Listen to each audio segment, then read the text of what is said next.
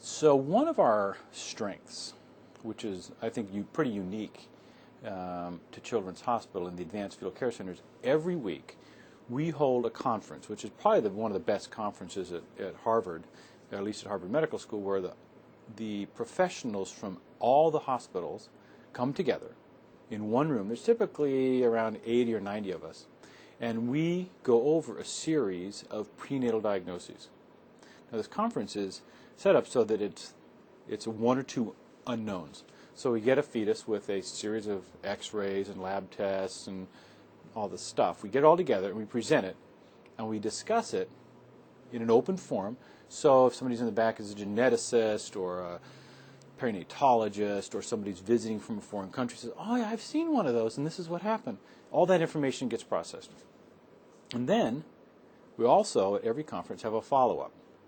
As we present a case that we previously had as an unknown, said, this is what we all thought, this is what happened, and you know what? We weren't right. Or we were right. We usually are right, but we weren't quite right here. How come we didn't see this biliary atresia?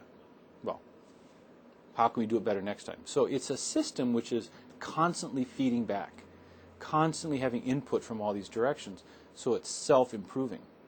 And interspersed amongst this, on a regular basis, every month or 6 weeks, we have some expert come and talk on some topic that can be applied to fetuses, of which are the world experts. I mean, stem cells. We just had a great lecture on neuron development, and specifically of the cranial nerves. I was blown away by how much we know about eye nerve development and the motor control of the eyes. I learned tons. And at the end of this, there's all these questions about, we can see some of this in the fetus. We don't actually have to diagnose these postnatally. And the research who was presenting information said, you can see this in the fetus? You can? And our radiologists are saying, we should be looking for this. So that is now, we've just made a tiny, tiny step, a tiny improvement in our care of fetuses. Because in the future, those who get brain MRIs, and we do a lot of brain MRIs on fetuses, they're going to be looking for optic nuclei and nerve development to the eyes. And maybe we'll improve diagnosis.